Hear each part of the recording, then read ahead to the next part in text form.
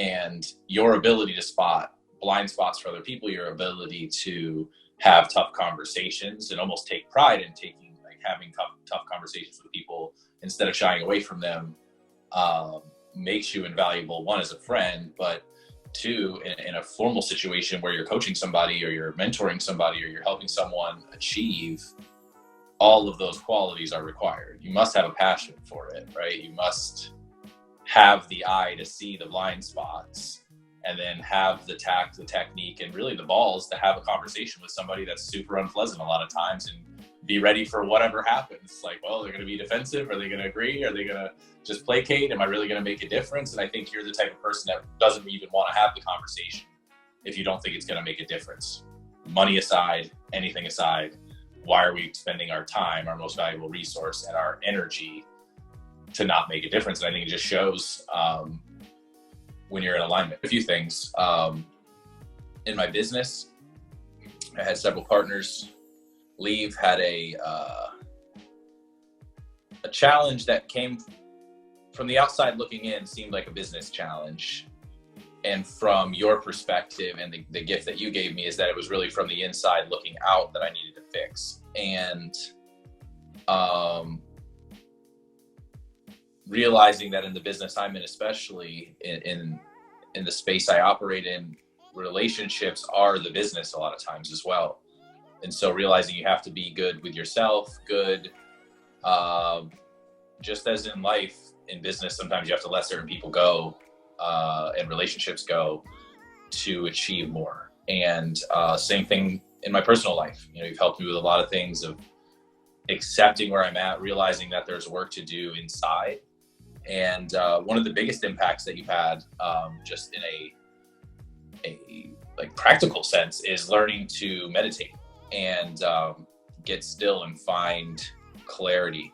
That's something that, at the risk of sounding completely arrogant, like I think I'm in like top 10%, 5%, 1% category of like, I'll just go and do it.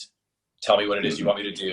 Tell me how many hours it's going to take. I'll wake up, I'll punch in, and I will not move until it's done. And I have that ability to focus that a lot of people don't have. But a lot of times, I'm finding now, especially over the last few months, since I think the meditation's become more of a habit, I find that, and this is just for me, you know, maybe meditation is not someone else's secret weapon, but for me, I find that I'm getting more done in less time, way more effectively. And the idea and the concept of just allowing things to happen.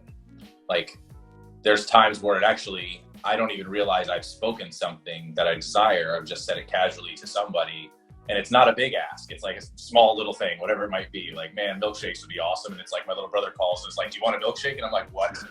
Like, small little things that you have to be open to receive. But like big things as well is just making decisions in business and not needing to know how, just knowing that it will be, and allowing whatever you believe, God, the universe, to conspire to do you that good and to ask for the things that you want, and they will come your way. And that's something that I think relinquishing that level of control to trust that it's coming is something I would have never learned without you, period. And you know what? Every day does not go exactly as envisioned and perfected. However, I guarantee you my numbers are up in performance, in my health. If you could give a number to it, anything that I'm trying to measure or track in my life is increasing because of my ability to slow down, visualize, get intentional, get still, and just trust that it's going to happen, because you already know.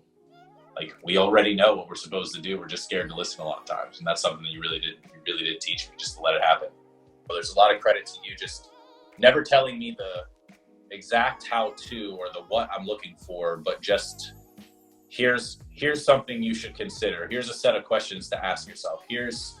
Write a paragraph of when you were at your most powerful, when you felt like your greatest moment. How did you feel? What was going on? All these brilliant questions that allow you to explore your own answers. I mean, you got to arrive at your own answers. If you know, we're not John Edwards here. You know, you can't just tell somebody what to do.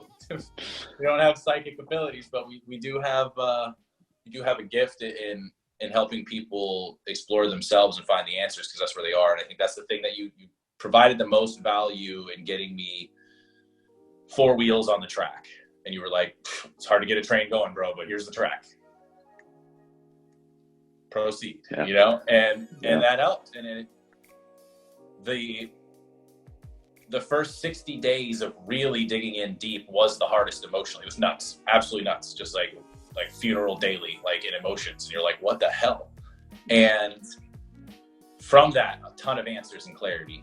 And from that, an ability to execute and stay focused and to set goals and to believe in those goals and just to know things are happening, that I've never experienced, literally just never experienced. Like, I feel like if I say something's going to happen this week and it's a goal, no matter how many like hurdles I trip over on the way there, I'm like, definitely going to get there anyway. It's like, well, we've got 12 hours, no call back yet. It's coming though. I just know it. And that work had to be done internally, because no matter how much validation you seek from the outside, if you need it to function, it tells you everything you need to know about your own self-sustainability.